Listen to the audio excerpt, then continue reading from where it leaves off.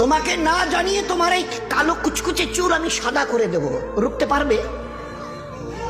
তোমার এই চোখের লাল চাহনি আমি ঝাপসা করে দেব, ঠেকাতে পারবে?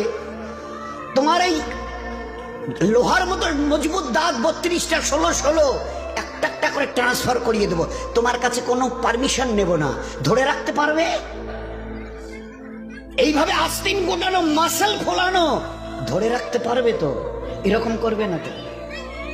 এইভাবে এরকম হবে না তো? সামনে এসে একটা পান দিচ্ছে, এই হাত, চাচা এই হাতটা নিলেন, এই হাতটা কলে না রে বাবা দেখ না চিমটি কাটিতে কিচ্ছু নেই। আসমান থেকে আওয়াজ দিচ্ছে, ও হাত তোমার কথা শুনে আমার, এ হাত তোমার কথা শুনে আমার। আমি এর পাওয়াজকে সিজ করে নিয়েছি।